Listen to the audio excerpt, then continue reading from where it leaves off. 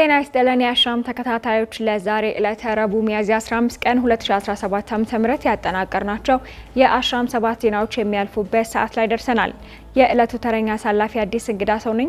አስቀድመን ርዕሰ ጉዳዮቹን እንጠቁማችሁ። የሐረሪ ክልል በስራ ዕድል ፈጠራ የተሰራጨውን ብድር የማስመለስ ስራ ትኩረት ሊሰጠው እንደሚገባ አሳሰበም። ቦይንግ የአፍሪካ ዋና መስሪያ ቤቱን በአዲስ አበባ መክፈቱ ተገለጸ። ለተከታታይ 4 ቀናት ክልል አቀፍ የቴክኖሎጂ የክህሎትና ተግባራዊ የጥናትና ምርምር ውድድር እንደሚካሄድ የደቡብ ኢትዮጵያ ክልል አስታወቀ።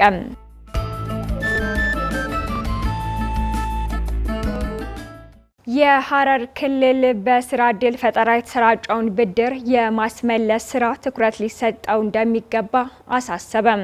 ክልሉ የዜጎችን ማህበራዊና ኢኮኖሚያዊ ልማት ለማረጋገጥ ትኩረት ተሰጥቶ እየሰራ እንደሚገኝ ርዕሰ መስተዳደሩ አርዲን በድሪ ተናግሯል። ርዕሰ መስተዳደሩ ይሄን የተናገሩት የሴክተር መስሪያ ቤቶች የ2017 ዓመተ ምህረት የ9 ወራት የስራ አፈጻጸም ግምገማ መድረክ መካሄዱን ተከትሎ ነው። የሐረሪ ክልል ርዕሰ መስተዳደር አቶ አርዲን በድሪ በግምገማው መድረኩ ላይ እንደገለጹት የዜጎች ማህበራዊና ኢኮኖሚያዊ ልማት ለማረጋገጥ የሚያስችሉ ተግባራትን በትኩረት መስራት እንደሚገባ አሳስበዋል። ከማህበረሰቡ ለሚነሱ የልማት ጥያቄዎች ምላሽ ለመስጠት ገቢን በተገቢ መንገድ ሰብስቦ ለማህበራዊና ኢኮኖሚያዊ ልማቶች በመዋል ማህበረሰቡን ተጠቃሚ ማድረግ እንደሚገባም ገልጸዋል። በተለይ በክልሉ የሚገኙ ጸጋዎችን በአግባቡ አልብቶ በመጠቀም ገቢ ማመንጨትና ሀብትን መፍጠር እንደሚገባ ነው ርዕሰ መስተዳደሩ የገለጹት። በሌላ በኩል በክልሉ የኢንቨስትመንት ዘርፍ የተሻለ መነቃቃት መኖሩን የገለጹት ርዕሰ መስተዳደሩ በኢንቨስትመንት ዘርፍ የተሰማሩ አልሚዎች በጊዜ ወደ ስራ እንዲገቡ የተጀመሩ ድጋፍና ክትትል ተጠናክሮ መቀጠል አለበት ብለዋል። በማከልም በስራ ዕድል ፈጠራ የተሰራጨውን ብድር የማስመለስ ስራውን ትኩረት ሊሰጠው እንደሚገባ አሳስቧል። ከካፒታል ፕሮጀክቶች አፈጻጸም ጋር በተገናኘ አበረታች ተግባራት መከናወናቸውን የገለጹት ርዕሰ መስተዳደሩ በተያዘላቸው ጊዜ ስራቸው ያልተከናወኑ ቀሪ ፕሮጀክቶች ከጥራት ጊዜና ዋጋ አንጻር የእርምት እርምጃ እንደሚወሰድ ማሳሰባቸውን አሻም ከክልሉ መንግስት ኮሚኒኬሽን ያገኘችው መረጃ አስረጅ ነው። ቦይንግ የአፍሪካ ዋና መስሪያ ቤቱን በአዲስ አበባ መክፈቱ ተገለጸ። የትራንስፖርትና ሎጂስቲክ ሚኒስተር አለሙ ስሜ ቦይንግ የአፍሪካ ቢሮውን በአዲስ አበባ መክፈቱን ዓለም አቀፋዊ ራዕያችንን ለማሳካት ወሳኝ እርምጃ መሆኑን መግለጻቸውን አሻም ከሚኒስቴር መስሪያ ቤቱ ያገኘችው መረጃ ይጠቁማል። ሚኒስተሩ የቦይንግ ኩባንያ የአዲስ አበባ ቢሮውን በከፈተበት ስነ ስርዓት ላይ ተገኝተው የቢሮ መክፈት በዓለም አቀፍ አቪዬሽን የኢትዮጵያ እድገት ማሳያ ከመሆኑ ባሻገር የተሳሰረችና የበለጸገች አፍሪካን እውን የማድረግ ዓለም አቀፋዊ ራዕያችንን ለማሳካት የሚያግዝ እርምጃ ነው ብለዋል። በዘርፉ የ10 ዓመት የልምድ እቅድ ላይ በባቡር፣ በወደብ ልማት፣ በአቪዬሽንና በስማርት ሎጂስቲክ ዘርፍ ላይ እንደ ቦይንግ ካሉ የግል ሴክተሮች ጋር በጋራ የምንሰራበት የ74 ቢሊዮን ዶላር የኢንቨስትመንት እቅድ መቀመጡን ጨምረው አንስተዋል። የቦይንግ ኩባንያ አመራር በኢትዮጵያ ላይ ባሳደረው እምነት አመስግነው ይህንን አጋርነት የአውሮፕላን ክፍሎችን በማምረት ስልጠናዎችን በመስጠትና በዘላቂ የአቪዬሽን ነዳጅ ላይ በትብብር በመስራት አጋርነታችንን እናሳድጋለን ብለዋል። በጋራ ሆነን የኢትዮጵያ አየር መንገድን ወደ ዓለም አቀፍ የአቅርቦት ሰንሰለት መሪነት ከፍ ማድረግና በጋራ ሆነን የኢትዮጵያ አየር መንገድ ወደ ዓለም አቀፍ አቅርቦት ሰንሰለት መሪ ከፍ ማድረግና አዲስ አበባን የአፍሪካ የኤሮስፔስ ፈጠራ ማዕከል ማድረግ እንችላለን ሲሉ አክለዋል። ለተከታታይ 4 ቀናት ክልል አቀፍ የቴክኖሎጂ የክህሎትና ተግባራዊ የጥናትና ምርምር ውድድር እንደሚካሄድ የደቡብ ኢትዮጵያ ክልል አስታወቀ። ውድድሩ ከዛሬ ጀምሮ ለ4 ቀናት በሶዶና አርባ ምንጭ ከተሞች ይካሄዳል ሲል ያስታወቀው የደቡብ ኢትዮጵያ ክልል ቴክኒክና ሙያ ትምህርት ስልጠና ቢሮ ነው። የደቡብ ኢትዮጵያ ክልል ቴክኒክና ሙያ ትምህርትና ስልጠና ቢሮ ምክትል ኃላፊ በዛብህ ገበየው በክልሉ ዘመኑን የዋጀ የቴክኖሎጂ እውቀትና ክህሎት ያለው ዜጋ ለማፍራት ትኩረት ተሰጥቶ እየተሰራ ነው ብሏል። ለዚህም በተለይም በመካከለኛ ደረጃ ብቁ የሆኑ ዜጎችን ለማፍራት ትኩረት መሰጠቱ መሰጠቱን በማሳያነት ጠቅሰዋል። አክለውም በሶዶና አርባ ምንጭ ከተሞች የሚካሄደው የቴክኖሎጂ የክህሎትና የተግባራዊ ጥናትና ምርምር ውድድር ዓላማው ሰልጣኞች ያገኙትን እውቀት ወደ ኢንተርፕራይዝ ለማሻገር ታስቦ መሆኑን ጠቁሟል።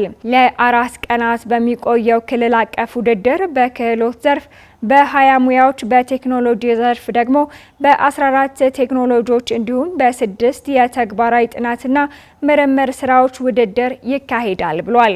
በክልል ደረጃ የተዘጋጀው ውድድር የሚያሸንፉት ተወዳዳሪዎችም በቀጣይ ክልሉን በመወከል በፌዴራል ደረጃ በሚካሄደው ውድድር እንደሚሳተፉ ታውቋል። የባህር ዳር የደምና ህብረ ህዋስ ባንክ ደምን ከመሰብሰብና ለተጠቃሚዎች ከማድረስ ባለፈ የአይን ብሌን ልገሳ መጀመሩን አስታወቀም። ኃይለ ገብርኤል ታደሰ። የባህር ዳር ደምና ህብረ ህዋስ ባንክ በክልሉ ለሚገኙ 34 ገደማ ሆስፒታሎች በቋሚነት ደም የሚያቀርብ ሲሆን ይህን ለማድረግም የደም ለጋሾችን ቁጥር ለመጨመርና የደም እጥረት እንዳይከሰት የተለያዩ ስራዎችን እንደሚሰራና አሁን ላይ ምንም አይነት እጥረት እንደሌለበት የደም ባንኩ የነርሶች አስተባባሪ ሲስተር ገነት አስፋው ተናግረዋል። አሁን ላይ ያለው የደም አቅርቦት በጣም አሪፍ የሚባል ነው። ምክንያቱም ተማሪዎች አሉ። አብዛኛው ጊዜ ደም የሚሰበሰበው ከትምህርት ቤት ነውና ተማሪዎች ደግሞ በደንብ ስለሚለግሱ እንዲሁም ደግሞ ከዩኒቨርሲቲዎች ማለት ነው ከነሱም በደንብ ስለሚሰበሰብ አሁን ላይ ጥሩ የሆነ አቅርቦት አለ። ለሆስፒታሎች ተደራሽ እያደረግን ነው። አክለውም በስጋትነት የደም ማሰባሰብ ስራው በስፋት በከተሞች ከሚገኙ ትምህርት ቤቶችና ከዩኒቨርሲቲዎች ጋር በመሆኑ የተማሪዎች የረፍት ጊዜ ላይ የሚሰበሰበው ቁጥር ሊቀንስ እንደሚችል ገልጸዋል። የባህር ዳር ደምና ህብረ ህዋስ ባንክ ደምን ከመሰብሰብና ለተጠቃሚዎች ከማድረስ ባለፈ የአይን ብሌን ልገሳ መጀመሩን የተቋሙ ኃላፊ ምክሩ ሽፈራው ለአሻም ተናግረዋል። ደም ባንኩ ከዚህ ቀደም ከሚሰጠው አገልግሎት በተሻለ መልኩ ተደራሽ ለመሆንና ስራዎቹን ውጤታማ ለማድረግ የመረጃ መላኪያና የቴክስት ሲስተም መኖሩንም ገልጸዋል። የባህር ዳር ደምና ህብረ ህዋስ ያለው የደም መላኪያ እና የመረጃ መያዣ ወይም ቢማትስ ይባላል። የሚሰራው አገልግሎት ምንድነው? የመጀመሪያ ይህን እንድንሰራ ያነሳሳን ሰው ደም ይሸጣል፣ ይለወጣል፣ የት እንደሄደ አላቅም፣ የደም አይነቴን አላቅም የሚል በርካታ ጥያቄ ሲኖር እሱን ለመመለስ ነው። ግን ያን ለመመለስ ብለን የሰራ ነው ብዙ ለጋሽ እንዲጨምር ያደረገልንና ከእኛና የተቋሙና ደም ለጋሹን በደንብ ያገናኘ ለመጀመሪያ ጊዜ ሲለግስ ደም ባንክ ደርሷል ይላል። ሁለተኛ ቴክስት የደም አይነት ይልካል። ሶስተኛ 4 ተላላፊ በሽታዎች አለ የነሱን መልእክት መጥቶ እንዲወስድ ይልካል። አራተኛው ደግሞ ደሙ የት ሆስፒታል ሄዶ ምን ያክል ሰው እንዳዳነና አምስተኛ የዛሬ መቼ ለግሼ ነበር ምናምን ብሎ እንዳያስብ 3 ወር ሲሞላው የ3 ወር ሪማይንደር የሚልክ ነው። ይህም የባንኩ የለጋሽ ቁጥር ከመጨመሩ ባለፈ የለገሱት ደም በትክክል ጥቅም ላይ መዋሉን ሲያውቁ የመለገስ ፍላጎታቸውን እንደሚጨምር አክለዋል። በተጨማሪም የደም አይነታቸውን በስልካቸው እንዲያውቁ እንደሚረዳና በዚህም የደም አቅርቦት ችግር እንዳይኖር እንዳደረገ ገልጸዋል። ይህም በመሆኑ አንደኛ የደም ለጋሽ ሳቲስፋክሽን እንዲጨምሩ ነዋል። ሁለተኛ ሰው የለገሰበትን አውቆ እንዲሰጥ ነዋል። ሶስተኛ ደግሞ ሰው አድኗል የሚል ቴክስት ሲደርሰው በጣም የመለገስ ፍላጎቱ በጣም ይጨምራል።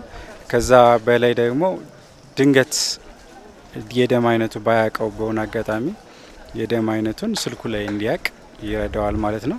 ይሄ በማድረጋችን ባንዴ የደም ልገሳ የነበረው ለምሳሌ በአመት 10 ሺህ የምንሰበስብ የነበረው ወደ 20 ሺህ ወደሚሆን እጥፍ እንዲያድጉ ነዋል። 20 ሺህ መለገስ ማለት ደግሞ በጣም በርካታ ሰዎች ደም አጥተው እንዳይሞቱ ከኛ ደም የሚወስዱ 34 ሆስፒታል አለ።